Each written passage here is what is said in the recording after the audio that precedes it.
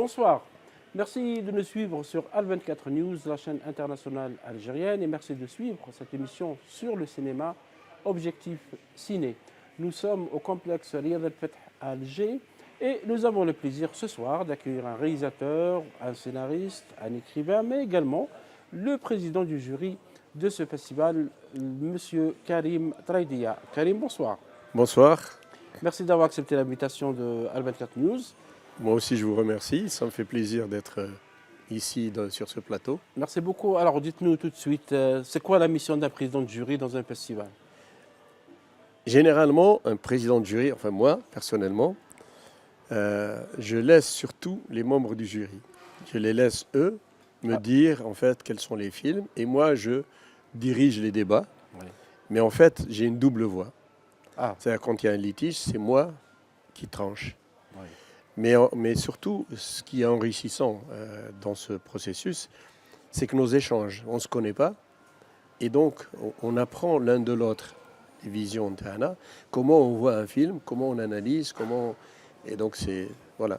Dans un film, quand on est dans un jury, c'est vrai qu'on connaît un peu les paramètres, on juge le scénario, le jeu des acteurs, le montage, parce que les aspects techniques sont importants, l'histoire, comment elle est racontée, la mise en scène, mais généralement, il y a toujours un côté où il y a un doute, où les membres du jury doutent, parce qu'il y a des films qui sont à égalité par rapport à la qualité, qui sont à égalité, mais à ce moment-là, comment trancher? Est-ce qu'on fait semblant à son instinct, à son émotion, à sa... Comment vous tranchez dans ce genre de situation? Moi, je dis qu'au départ, on regarde comme un spectateur. Est-ce qu'on a aimé ce film? Est-ce que ce film, il nous a captivés? Est-ce qu'on était en train de se poser la question que va-t-il se passer, etc. Est-ce que aussi on prend parti avec un personnage ou là on est contre un personnage? C'est-à-dire que, disons, en une phrase, on regarde d'abord notre cœur. Ah. Et après, c'est le côté technique, réalisation, image, son, narration, scénario, etc. Donc on fait d'abord confiance à son cœur. Oui, on fait d'abord confiance à son instinct. À On regarde un film comme si on le regardait pour la première fois, sans penser qu'on est du jury. Oui.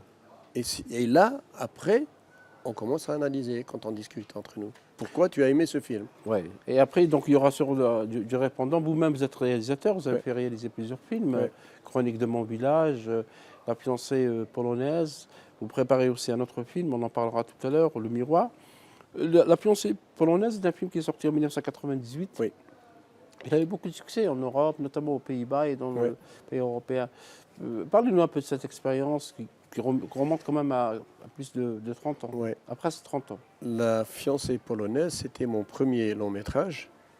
Et j'ai retravaillé le scénario parce que j'avais seulement 17 jours de tournage. Et le scénario que j'ai eu, il faisait 220 pages. Donc c'était trop, j'ai réduit. Et c'est un film où il y a... mon producteur, par exemple, une fois que le film était monté, il avait peur. Parce qu'il y avait beaucoup de silence. Il y avait énormément de silence dans ce film. Oui. Et en fait, dès sa sortie, à Rotterdam, la fiancée polonaise gagne le prix du jury, le prix du public. Et à l'époque, il n'y avait seulement que le prix du public. Ah. Et c'était le premier film hollandais qui gagnait un prix au Festival de Rotterdam. Rotterdam aux Pays-Bas. Oui. Et après, j'ai eu deux Césars hollandais, meilleure réalisation. Et le film, on a eu aussi le prix Europe à Berlin, nominé pour les Golden Globes, la Semaine de la critique. J'ai eu le plaisir de gagner un prix qui s'appelle Grand Rail d'or à Cannes et qui m'a été remis par René Vauthier. Ah, quand même. Pour moi, oui. Il s'est déplacé spécialement pour moi. René Vauthier, c'est quelqu'un qui a filmé la guerre de libération nationale. Exactement. Il a fait connaître le combat des Algériens contre le colonisateur français, l'Algérie en flammes notamment. C'est un film qui a fait connaître beaucoup la cause des Algériens. Et La fiancée polonaise, c'est un film qui est classé parmi les 10 meilleurs films du siècle aux Pays-Bas. Oui, et ça, pour moi, on était là-bas, et puis il y a quelqu'un qui vient me voir, il me dit, ton film, il est classé 10e. Ah. Moi, je me sentais, j'étais humble, j'étais vraiment modeste. Et il me dit, dans une interview comme celle-là, il me dit, non, je te l'ai dit, il ne faut pas avoir honte, il ne faut pas être modeste. Votre film, il est formidable. Et c'est vrai, la génération des années, quand ils me connaissent pas, parce que je suis derrière la caméra, mais quand je dis mon nom, ils disent «Ah, la fiancée polonaise». Ouais. Donc c'est C'est gravé dans les mémoires. oui, c'est resté. Et puis, on a fait, il n'y a pas longtemps, il y a 3 ou 4 mois, on a fait une projection dans le village où le film a été tourné. Et ils envisagent en 2028 de refaire une sortie nationale. Ah, Ouais. de film. Oui, oui. Ah, très bien. Et vous êtes aux Pays-Bas, et comment est le cinéma néerlandais aujourd'hui? C'est vrai que quand on voit les derniers films tournés dans ce pays, les sujets sont plutôt très sociaux, c'est-à-dire les questions d'immigration, les questions de divorce, des Ouais. rapports enfants-parents, la question de la drogue, etc. Comment il est? Est-ce que c'est les sujets qui étaient déjà traités il y a 20, 30 ans qui se répètent, ou est-ce que ce cinéma est à la recherche de nouvelles perspectives? Je crois que le cinéma hollandais, maintenant, il a changé un peu. D'abord parce qu'il y a la télévision qui fait rage. Il y a beaucoup de séries. Oui, Par exemple, Mokro Mafia, c'est oui, un film qui parle de la mafia marocaine. Et oui. donc, il y a aussi beaucoup de séries thrillers, policières, etc. On va vers le commercial. D'accord. Et donc, le cinéma, il suit aussi. Il va vers le Et- commercial. oui. Hmm. Donc, et les sujets qui sont traités, il n'y a pas beaucoup de sujets sur le racisme, sur la discrimination. C'est justement quelque chose qui est couvert. Hmm. On n'en veut pas en parler. Parce que la Hollande est maintenant un pays de droite, d'extrême droite même. Ah, quand même. Ah oui, oui, il y a beaucoup de discrimination et de racisme ouvert hein, et anti aussi islam. Donc, ils évitent de parler de ces sujets-là. Et de temps en temps, il y a un réalisateur qui veut parler de ce projet. Donc l'extrême droite est en train de peser sur le débat, même sur les choix artistiques. Ah oui, l'extrême droite, Oui. c'est comment dire, c'est sous la table, mais ils sont présents et surtout Geert Wilders euh, du PVV, lui, il est carrément anti-immigré, anti-islam et c'est quelqu'un qui a été très violent par rapport à l'islam. Est-ce que les étrangers qui vivent aux Pays-Bas sentent ce danger dans vous? Est-ce que vous pensez qu'il y a un danger au sein de la société néerlandaise contre vous, contre votre présence, contre la religion musulmane? Le danger, oui et non. C'est-à-dire qu'il existe un peu, c'est sporadique, mais il existe, il est là. Et surtout maintenant qu'il y a eu, disons, les lois antisémites. Oui. Donc c'est là où encore, parce qu'il y a beaucoup de jeunes aussi qui sont vraiment anti-juifs. Ah, Donc il y a, je ne sais pas si vous avez entendu parler des hooligans, des supporters de Maccabi Tel Aviv. oui, oui, oui, oui. C'est le contraire, ce sont eux qui ont déclenché Les violences, oui, oui. les violences. Et après, oui, il y a une friction, disons, qui existe et qui, surtout chez les jeunes. Oui. Les jeunes marocains, parce que c'est surtout les Marocains qui sont là-bas, qui en ont marre. Et puis il y a aussi les réfugiés politiques qui commencent à... Parce qu'on les case quelque part et on les oublie complètement. Donc, Et le cinéma est supposé être un rebelle par rapport à c'est le cinéma qui dénonce ce genre de pratique. Est-ce que exactement. c'est possible de le faire aujourd'hui aux Pays-Bas? Exactement. Mais en Hollande, il n'y a pas beaucoup de réalisateurs non néerlandais. Il y a un Algérien qui a fait une comédie, Les Tatas. Et maintenant, il en est au troisième volet. Oui. Et lui, il fait jusqu'à 1 million d'entrées. Ah, Oui, quand même. 1 million.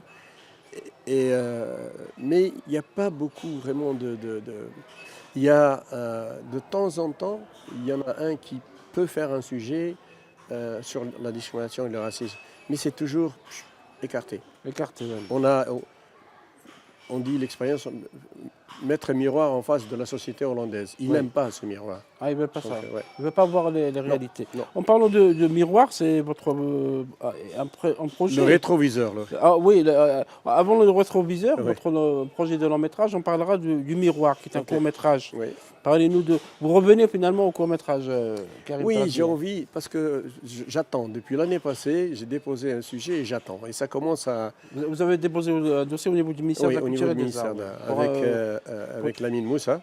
oui, pour le le soutien producteur. Oui. public Et donc, du cinéma. L'attente, ça commence à bouger à l'intérieur. Donc vous êtes passé au court métrage. Oui, je suis passé au court-métrage. Je me dis, tiens, je vais faire. et en utilisant les deux comédiens qui sont supposés plus tard jouer dans le long métrage. Dans le long métrage. Et le miroir, c'est quoi l'histoire brièvement? C'est l'histoire d'une femme avec son mari narcissique. Et c'est pour montrer un peu comment il domine, comment il manipule, et elle, le silence, mais ça bouillonne à l'intérieur. Et puis, eh bien, il y a une fin qui est spectaculaire. Et le réalisateur qui fait le long métrage, ou bien en court métrage, est-ce que le court métrage vous permet de raconter ce que vous ne pouvez pas le faire en long métrage, ou est-ce que juste parce que vous avez un sujet qui doit être traité sous cette forme? Parce que souvent on dit que le court métrage est une forme difficile, parce qu'il faut raconter l'histoire brièvement et bien la raconter. Oui, si c'est une histoire solide, Ouais. un court-métrage, parfois, il n'arrive pas. Hein. Mais le court-métrage, c'est un excellent entraînement, même si c'est très sérieux, bien sûr. Mais c'est un peu essayer encore sa vision, expérimenter des choses qu'on n'a pas fait. Et moi, j'aime beaucoup les courts-métrages, en fait. Mais bon, après 7, 8 courts-métrages, on passe à autre chose. Ouais. Je trouve que ce n'est pas vraiment difficile. C'est juste une question, comme par exemple le miroir, c'est une question de structure. Tout se passe dans une maison, salon, cuisine. Ah, et donc c'est un huis clos, en fait. Et comment faire en sorte que le public ne s'ennuie pas, qu'il y ait des actions, qu'il y ait des choses inattendues. C'est ça, en fait, le plus important dans un court-métrage. Vous-même, vous avez commencé en 1991 avec L'échec. L'échec, oui. Le premier court-métrage. Oui. Comment c'était cette C'était première expérience? un énorme succès. Il est passé partout. Ouais. Il a même été étudié par des psychiatres. Quand même. Oui. Parce que c'est l'histoire, c'est basé sur une œuvre de Tahar Beljelloul, une étude de psychiatrie sociale. Il a fait des interviews avec des Maghrébins et surtout des Algériens. Donc moi, j'ai pris toutes ces interviews et j'ai fait un personnage. Qui a été brillamment joué par Hakim Traidia d'ailleurs. Votre frère? Oui. Et ce film-là, je ne sais pas comment, le miracle, c'est boum. Ouais. Il est passé partout. Des fois, on m'appelle à moi et on me dit, est-ce que tu peux nous dire comment, pourquoi, est-ce que des gens existent comme ça? Parce que moi, à Paris, j'ai vu ces gens-là. Je les ai vus raser les murs. Vraiment, ils se faisaient tout petits, invisibles. Et c'est ça que je voulais raconter. Et le film, il a fait le tour du monde. Oui, et là, on parlait tout à l'heure, en parlant de votre projet de court-métrage, Le Miroir, d'un autre film, long-métrage, pour rester pratiquement dans la même idée de la glace et du miroir, Le Rétroviseur. C'est un long-métrage que vous avez écrit. Ça sera votre troisième long-métrage, si je ne me trompe pas. Après La fiancée polonaise. Non, long-métrage, moi j'ai fait La fiancée polonaise. Les 10 heures de vérité. Ah, les 10 heures de vérité. Chronique de mon village. Et j'ai fait aussi un film en Inde qui s'appelle Gandhi the Murder. D'accord. Donc ce sera votre cinquième court-métrage. Parlez-nous un peu de cette histoire du rétroviseur. Le rétroviseur, en fait, c'est l'histoire tout se passe dans une auto, dans une voiture, 90%. C'est un huis clos aussi. Oui. Et j'ai envisagé cette histoire. C'est une femme et un homme qui se sont rencontrés il y a 20 ans. Ah. Et lui, il a tué son père devant elle. Donc il a fait 20 ans de prison. Elle a fait 20 ans d'une autre prison. Son père, son guide, Et puis à la sortie de prison, elle va le chercher. Elle prétend être une chauffeur taxi et elle l'emmène. Et là, doucement, je construis ma trame entre eux. Mais mon but à moi, c'était... Comme il y a un conflit, il y a quelque chose entre eux, je me suis dit, pour moi, la voiture, c'est devenu une deuxième prison, où tous les deux sont dedans. Et ils n'en sortiront que lorsqu'ils auront réglé leur compte à leur conflit personnel et leur conflit entre eux. Ouais. Voilà, donc c'est... Vous pensez le tourner cette année 2026, ce film? J'espère. Vous avez écrit le scénario, vous avez fait la réalisation? Oui. Le tournage en Algérie ou en Algérie, Ce que je veux faire, je veux partir du sud pour montrer le Sahara, le désert, ensuite passer par les montagnes et aboutir à la mer, montrer un peu ces trois grandes qualités, si tu veux, de notre paysage. Oui, en parlant du désert, vous avez aussi un projet avec le réalisateur irakien Mohamed Daraji. Oui. C'est un scénario d'un film qui se déroule dans une partie du désert. Ça, non, non, ça se passe à Bagdad. À Bagdad. Arkala, c'est la légende de Gilgamesh. Arkala, c'est le film qui est sorti donc, cette Oui, année, voilà, qui cette a été année. présenté au Festival de Locarno, Voilà, exactement. au Retzi aussi. Ouais, ouais. Par contre, dans le désert, j'ai travaillé avec... voilà, pour revenir. Pour Mohamed, j'ai écrit le scénario. Ouais. Voilà, donc on a travaillé dessus pendant... Mohamed, c'est quelqu'un de très rigoureux, très méticuleux, il prend son temps, tu vois. Et c'est ça que j'aime en lui. C'est comme ça Ouais. qu'on... Mais j'ai travaillé sur un autre film, c'est celui de la réalisatrice saoudienne Amin Shahad. Il s'appelle Shahad Hijra. Amin. Il Hijra. s'appelle Hijra. Et Migration. Hada qui s'est passé dans le Sahara. Le Sahara, oui. C'est aussi un road movie. Vous avez écrit donc, tout le scénario avec elle? Non, co-écrit avec elle, j'ai travaillé sur le scénario. Ah, vous avez travaillé sur le scénario, J'étais ouais. une sorte de coach. Ouais, un coach. Mais après, j'ai été le coach de ses acteurs et j'ai été son conseiller artistique pendant le tournage. D'accord. Et avec Mohamed Daraji, comment se fait le travail? Parce que je sais que vous travaillez avec ce réalisateur irakien, très connu d'ailleurs en Irak et dans le monde Oui, arabe. oui. D'ailleurs, il a fait présenter déjà des films, notamment au Festival d'Orange du film arabe en Algérie. Comment se fait le travail avec Mohamed Daraji? Juste Sur les films, sur les une visions petite artistiques. parenthèse. Il a fait un film fabuleux qui s'appelle The Son of Babel, le fils de Babel. Le fils de C'est le Babel, film oui. qu'il a. D'ailleurs, qui a été présenté au Festival d'Orange Voilà. à sa sortie. Mohamed, c'est quelqu'un, je te dis, c'est quelqu'un qui lance des choses, qui provoque, disons. Ouais. Et c'est comme ça. Moi, j'aime beaucoup quand il me provoque sur l'écriture et tout. Et il me dit toujours, You are Karim Traidia. Ouais. Ça veut dire que tu peux. You Ouais. are Karim Traidia. Mm. Et avec lui, je me sens à l'aise. Ouais. Parce qu'il me provoque et il crée une sorte d'hésitation en moi. Ouais. Donc il faudrait vraiment que je donne le maximum à chaque fois. Mais Ouais. même pour lui, le maximum, c'est pas encore suffisant. Ouais. Il faut aller encore plus loin. Ouais. C'est comme ça que... Et puis, il organise des résidences. Hein. On est parti en Tunisie. J'avais même amené Sarah Bertem pour travailler avec nous. à un Scénariste, oui. moment. On est allé en Jordanie, on est allé au Liban. Tu vois, il trouve toujours un endroit loin de la ville. Comme ça, on est là-bas, on mange scénario, on écrit scénario et on vit scénario. Oui, est-ce que c'est la meilleure méthode d'écrire un scénario? Je crois que c'est une excellente méthode parce qu'il n'y a pas de divertissement. Ouais. On est là et puis 24 sur 24, Vous on êtes parle, concentré sur le sujet, sur concentré l'écriture. sur le sujet. Même Oui. quand on mange, là on a fini, soi-disant, de travailler, on continue de travailler, mais Ouais. c'est beaucoup plus relax. Ouais.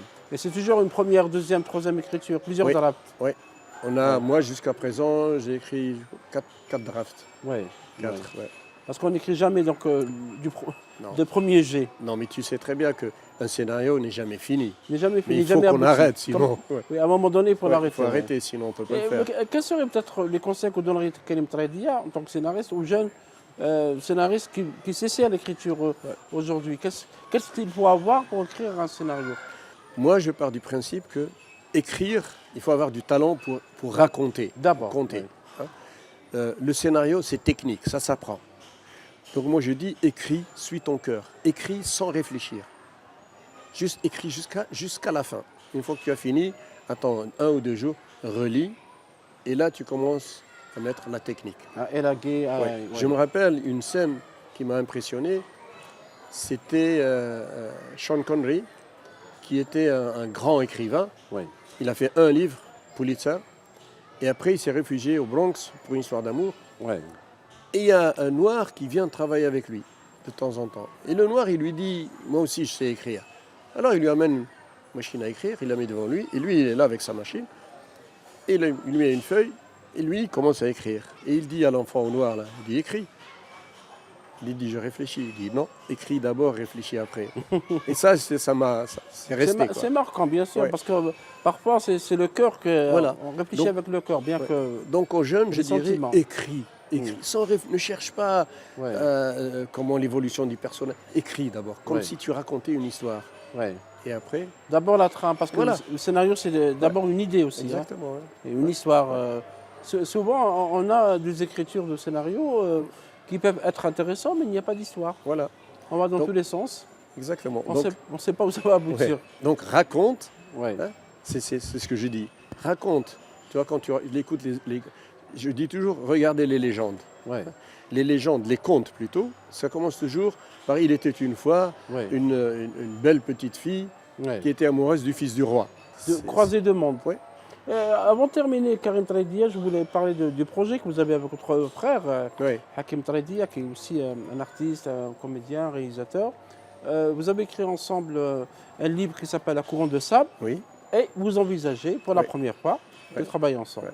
C'est beaucoup plus qu'un projet, c'est un rêve. C'est un rêve. C'est un rêve. Va Pour être une fois, réalisé. les frères Traïdia, Oui, qui artistiquement ont toujours été opposés, opposé. vont travailler ensemble, Ensemble, ouais. réaliser ensemble. Donc c'est vraiment un rêve pour moi. Mm. Et j'espère vraiment que... Parce que c'est une très belle histoire, c'est un livre qu'on a écrit ensemble et qui a été nominé pour la Plume Griffe d'Or. d'Or. La Griffe La d'Or. Plume d'Or. Et c'est Aux unique. Aux Pays-Bas. Ouais, Ouais. c'est unique. C'était notre première œuvre. Et bon, on a même reçu des prix, d'autres prix comme ça pour ce livre-là. Et pourquoi vous n'avez jamais rencontré Hakim et Karim dans un projet de film? Ça, c'est Vous avez des visions ça, c'est la grande question. Ouais, ouais. Je pense que moi, j'ai fait une école, donc j'ai une certaine structure. Ouais, Hakim n'a pas, mais il a son chaos, mais son chaos est tellement organisé, tellement créatif. ouais. Voilà, donc, je pense qu'on n'a pas suffisamment de patience pour travailler ensemble. Ah. Mais là, le moment est venu de travailler Oui, ensemble. parce Ouais. qu'on en a parlé, lui et Ouais. moi. Donc voilà. Ah, très bien. On verra, Inch'Allah, votre film. J'ai vu votre frère Hakim Tradia au Ouais. festival de Timimoun, Oui. du court-métrage Festival international qui a eu lieu en novembre 2025. Et j'ai vu comment il était avec les enfants, parce que lui, il travaille beaucoup avec les enfants, avec Ouais. comment il leur apprend l'image, les Ouais, couleurs, etc. C'est un vrai passionné comme vous-même. Et on attendra bien sûr, on espère voir aussi votre prochain film, Le Miroir. Inch'Allah. Karim Tradia, merci beaucoup. Je voudrais juste dire sur Hakim. Hakim, il est magique avec les enfants. Vraiment. Dans n'importe quel pays, il a fait la Chine, l'Australie, il est magique avec les enfants. Il leur donne une importance, il ne les considère pas comme des enfants. Il parle avec eux comme si c'était des adultes. Il a un rapport particulier. Oui, J'ai il vu, est- ouais. d'ailleurs, à Timimoun, les enfants de Timimoun l'appelaient Jiddi. Oui, Mon grand-père, il était Ouais, entouré ouais, avec ouais, eux, il marchait avec eux, il n'était pas Ouais. du tout gêné, les Ouais. enfants étaient très heureux. Ouais. Merci beaucoup, Karim Tradia. C'est moi. Merci Et aussi. on se verra très bientôt à la sortie de votre prochain film, Inch'Allah. Inch'Allah. Inch'Allah. Merci à vous de nous avoir suivis sur Al 24 News et à très bientôt.